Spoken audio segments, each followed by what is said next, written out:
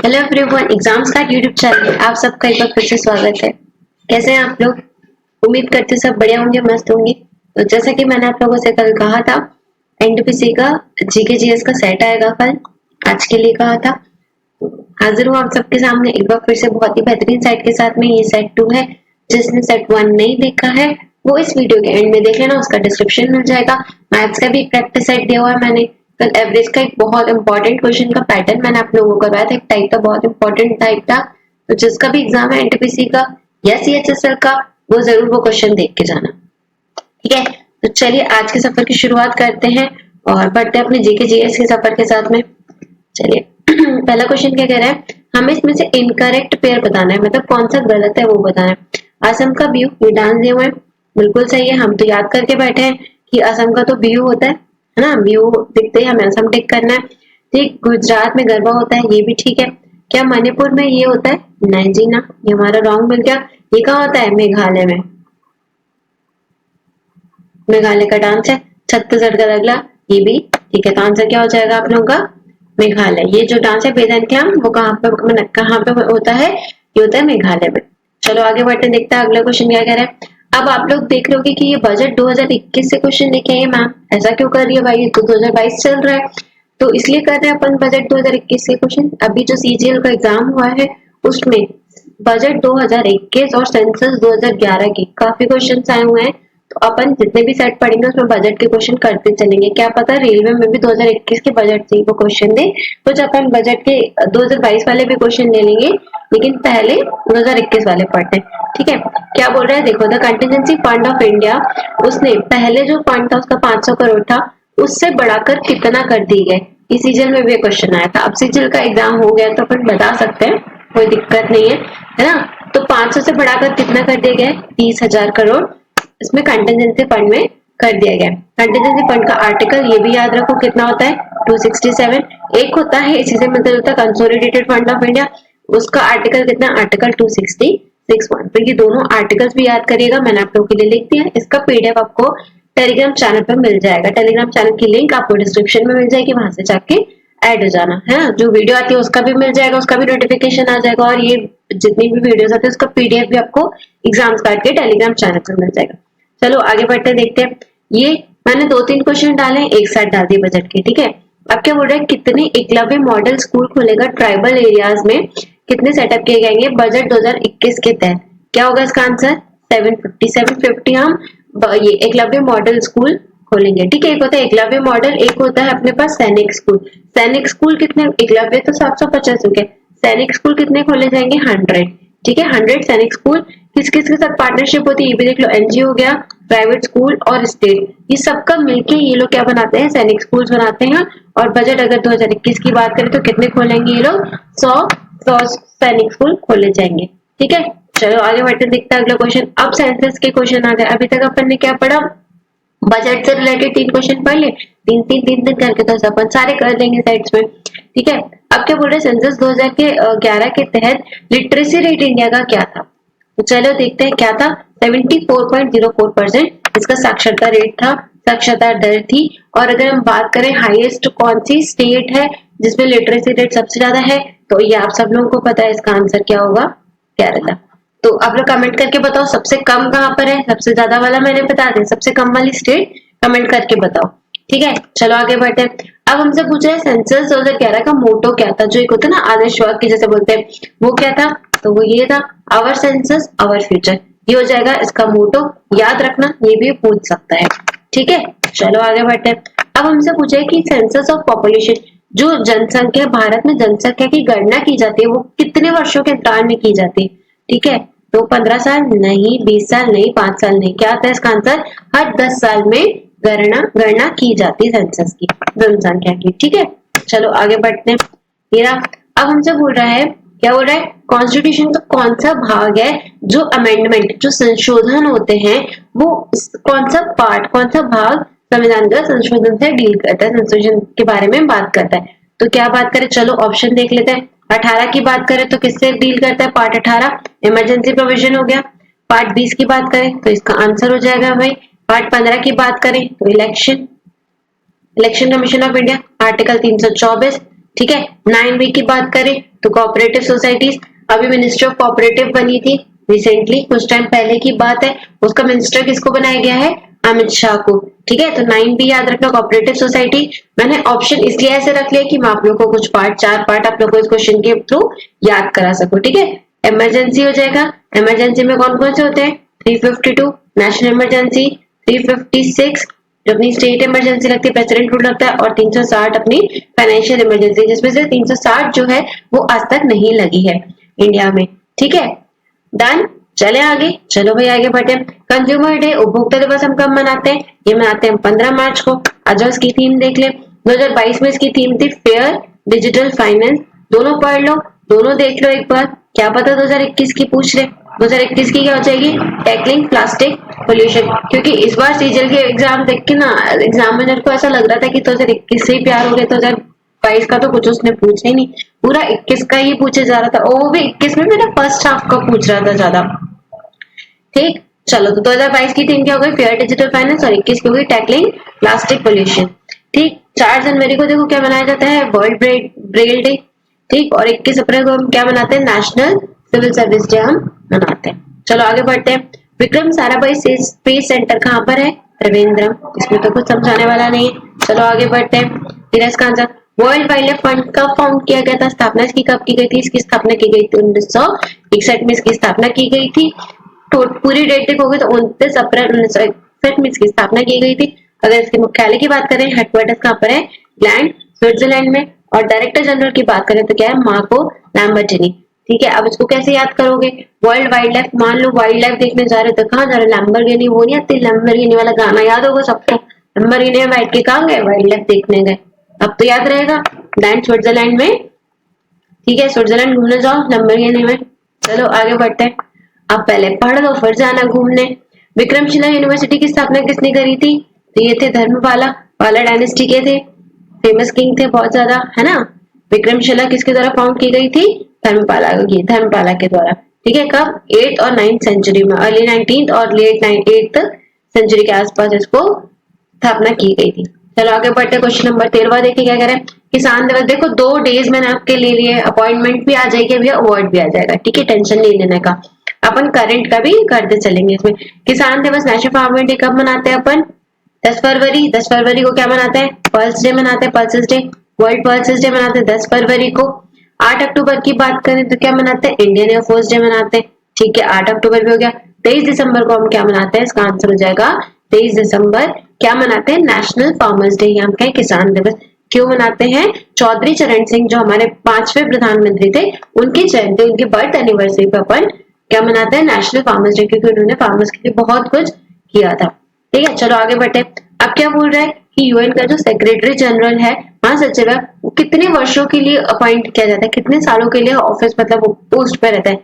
तो 2 साल नहीं, 4 साल नहीं, क्या हो जाएगा इसका आंसर? 5 years। 5 years का इसका टेन्योर रहता है। अब हम यूएन के, यूनाइटेड नेशन की सेक्रेटरी जनरल की बात करें तो वो कौन है? Antonio Guterres. ठीक है, चलो आगे बढ़ते। आप बोल रहे इंडिया का, और हम कहें एशिया का पहला डॉल्फिन रिसर्च सेंटर कहाँ बोला जाएगा, कहाँ किया जाएगा? पटना में। ठीक, चलो आगे बढ़ते हैं। ये इसका answer. Headquarters of OPEC, OPEC जो organization of petroleum exporting countries, इसका पूरा फुल फॉर्म होता है। इसका हेडक्वार्टर कहाँ पर है? इसका हेडक्वार्टर है वियना में। पेरिस की बात करें, पेरिस में किसका है? यूनेस्को का, बहुत इंपॉर्टेंट है, याद रखना। रोम में खाने पीने कहाँ जाओगे? रोम में फूड, FAO का जो फूड एंड एग्रीकल्चर ऑर्गेनाइजेशन, इसका कहाँ पर है? रोम में। खाने पीने का जो भी रिलेटेड है, कहाँ पर है? रोम में है। वियना हो गया ओपेक का, और पेरिस में क्या जगह? यूनेस्को। ये इंपॉर्टेंट है, याद रखना। चलो आगे बढ़ते। अब बोल रहे the substance and the shadow किसकी आत्मकथा है? किसकी ऑटोबायोग्राफी है? सुधा मूर्ति नहीं, दिलीप कुमार। हाँ जी, ये इसका आंसर है। तो चलो बाकियों पर लिखी बुक भी देख लेते हैं। दिलीप कुमार की सब्सटेंस एंड द शैडो हो गई। सुधा मूर्ति ने एक और, सुधा मूर्ति की बहुत फेमस बुक है, कौन सी? The sage with two horns. एक और इनके सुधा मूर्ति की कौन सी? Wise and otherwise. ये भी एग्जाम में आई हुई है, तो इसको भी याद रखना। ठीक है, सीजीएल या किसी में तो कोई पूछी गई थी, वाइज एंड अदरवाइज किसकी बुक है? ये सुधा मूर्ति के। सोनू सूद की बात करें तो आई एम नो मसीन की किताब है। स्मृति ईरानी, लाल सलाम, सीजन में क्वेश्चन आया हुआ है, याद रखना, इंपॉर्टेंट है। चलो आगे बढ़ते। पहला वेब ब्राउजर कौन सा था जिस पर सर्चिंग करते हो ना? Google Chrome. या गूगल क्रोम तो सबको पता ही होगा, वो क्या होता है? वेब ब्राउजर है। तो सबसे पहले की बात करें तो कौन सा था? नेटस्केप नेविगेटर इसका आंसर हो जाएगा। चलो आगे बढ़ते हैं। अब देखो कुछ कंप्यूटर से रिलेटेड हम फुल फॉर्म है वो देख लो, इंपॉर्टेंट है, रेलवे में ज्यादातर पूछता है। सबसे पहले है पीडीए। पीडीए का क्या हो जाएगा? Personal digital assistance. ठीक है, उसके बाद GUI graphical user interface, HTTP hyper text transfer protocol. आगे बढ़ो, API application program interface. DVD की बात करें, डिजिटल वर्सेटाइल डिस्क हो गया। एनआईएसी की बात करें, electronic numerical integrator and computer. ये जो है पहला डिजिटल इलेक्ट्रॉनिक डिजिटल कंप्यूटर था, अमेरिका ने बनाया था। ठीक है, ओडीवीसी की बात करें, ओपन डेटाबेस कनेक्टिविटी। आईसी की बात करें, इंटीग्रेटेड सर्किट। कौन सी जनरेशन कंप्यूटर में बताओ आईसी लगाया गया था, कमेंट करके बताना। PC XT personal computer and extended technology. ये जितने भी फुल फॉर्म करवा रही हूँ सब प्रीवियस ईयर में आए हुए हैं, तो ये मत समझना कि आलतू फालतू मैम करा रही है। ठीक है, एफटीपी की बात करें तो फाइल ट्रांसफर प्रोटोकॉल। चलो भाई आगे बढ़ते हैं, क्वेश्चन नंबर 19 पे पहुंच गया आज तो हम जल्दी से। यूएस का international women of courage award किसने जीता है 22 का? देख लो लेटेस्ट आ गया। चलो ऑप्शन देखते चलते हैं। रिजवाना हसन, हाँ जी यही इसका आंसर है। बांग्लादेश की है ये, कहाँ की है? बांग्लादेश की, तो ये भी याद रख लेना, ये भी पूछ सकता है। देवेंद्र झझारिया की बात करें, ये पहले पैरा एथलीट है जिन्होंने पद्म भूषण जीता है। ठीक है, मारियो मार्सेल की बात करें तो ये governor of the year award मिला इनको 2022 का, अभी लेटेस्ट आ गया। ठीक है, संदीप बख्शी आईसीआईसी के हैं, इनको क्या मिला है? Business standard banker of the year. क्या है? Business standard banker of the year award मिला है इनको 2021 के लिए। तो ये दोनों बैंक से रिलेटेड थे, इसलिए मैंने एक साथ में करा दिया। मारियो मार्शल याद रखना, दोनों इंपॉर्टेंट है। Governor of the year award मिला है, बैंक से रिलेटेड है ये भी। ठीक है, और Sandeep Bakshi business standard banker of the year award मिला है। और देवेंद्र झझारिया, ये चारों के चारों बहुत बहुत इंपॉर्टेंट है। वो स्टार लगाते हैं ना जैसे इंपॉर्टेंट में, तो मैंने इस पे 5 स्टार लगा दिए। चारों के चारों ऑप्शन आपके बहुत इंपॉर्टेंट है। चलो आगे बढ़ते, कुछ और अवार्ड देख लेते हैं। देखो हरनाथ सिंधु को क्या मिला है? Miss universe. वैदेही डोंगरी को बात करें तो मिस इंडिया यूएसए। अक्षता प्रभु को बात करें मिस ग्लोबल इंटरनेशनल। श्रुति सितारा मिस ट्रांस ग्लोबल। ये भी सारे बहुत इंपॉर्टेंट है। ठीक है, शेरन फोर्ड को मिस वर्ल्ड। ठीक, चले आगे, चलो भाई आगे बढ़ते हैं। अब देखो अवार्ड से मैंने क्वेश्चन 2 लिए, लेकिन मैंने आपको 4 मतलब 8 क्वेश्चन अवार्ड के आज आप लोग प्रिपेयर हो गए है ना।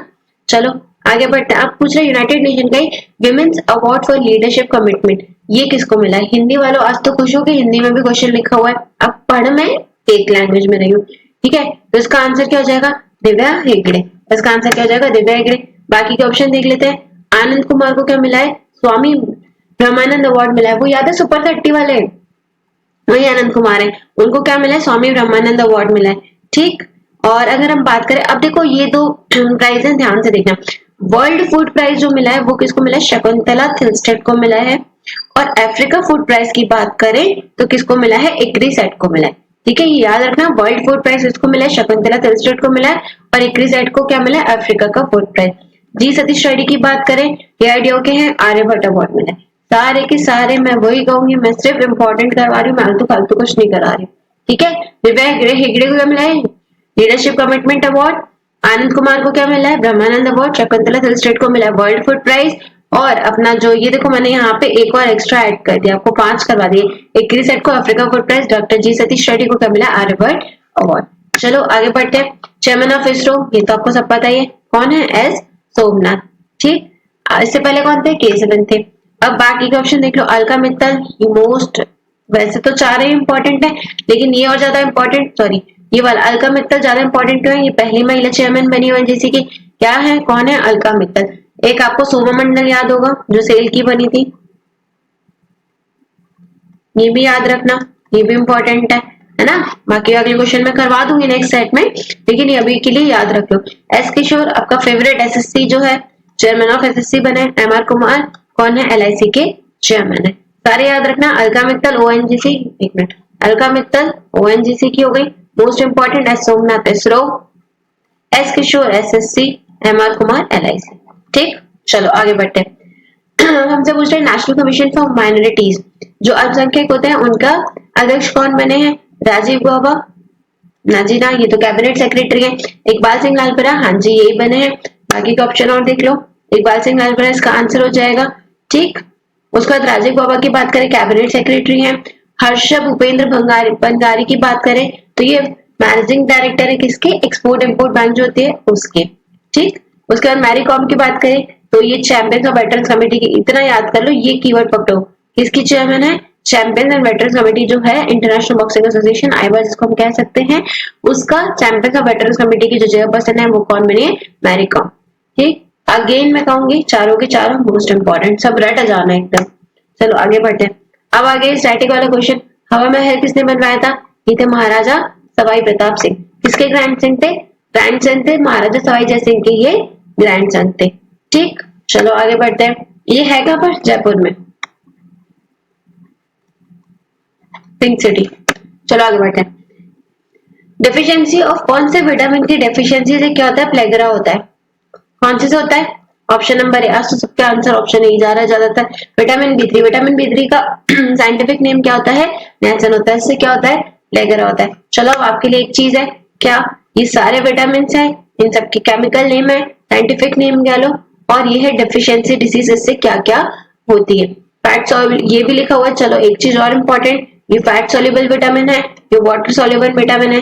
तो वाटर सॉल्युबल देखो कैसे याद कर लो, देखो क्या होता है, H2O होता है ना वाटर, इसके आगे लगा दो ओबीसी, एक ओबीसी अपन याद रखते हैं ना, तो H2O ओबीसी, ओबीसी से O हटा दो, ये बी हो जाएगा। बी वाला विटामिन और सी वाला विटामिन ये क्या होते हैं, वाटर सॉल्युबल होते हैं, और बाकी के जो बचे सॉरी वो क्या हो जाएंगे, फैट सॉल्युबल। तो ए डी ई के, ए को रेटिनॉल बोलते हैं, डी का हो गया एर्गो कैल्सिफेरॉल, टी का टोकोफेरॉल, के का फाइलोक्विनिन, B1 thymine, बी2 riboflavin, B3 niacin जिससे प्लेगरा होता है अभी पढ़ के, बी5 पेंटोथेनिक, बी6 पैराडॉक्सिन, ठीक है, बी7 पायरेटिन, बी9 फॉलिक एसिड, ये इंपॉर्टेंट है, बी12 तो मोस्ट इंपॉर्टेंट हो गया, फेनोकोबालमिन, इससे एनीमिया होता है। ठीक है, एस्कॉर्बिक एसिड ये बहुत इंपॉर्टेंट है, सी का बहुत पूछता है, सी का एस्कॉर्बिक एसिड, इससे क्या होता है, स्कर्वी। और डी वाला जो जगह उससे रिकेट्स होता है, हड्डियों की बीमारी, ऑस्टियोमैलेशिया, नाइट ब्लाइंडनेस और केराटोमैलेशिया, ये किससे होता है, विटामिन ए से होता है।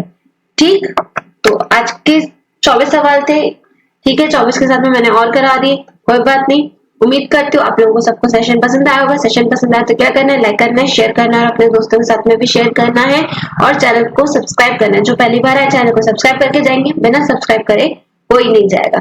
ठीक है, तो मिलते हैं जल्दी मैथ्स के सेट के साथ में। कोशिश की जाएगी मैथ्स का सेट, नहीं तो एक तो सेट मिलेगा ही मिलेगा, तो मैथ्स मिलेगा या फिर जीएस, कुछ ना कुछ आप लोगों को जरूर मिल जाएगा, जो एनटीपीसी में पक्के से आप लोगों को मदद करने वाले। चलिए आज के लिए इतना ही रखते हैं, जल्दी मिलते हैं अगली वीडियो में, तब तक के लिए बाय बाय, टेक केयर।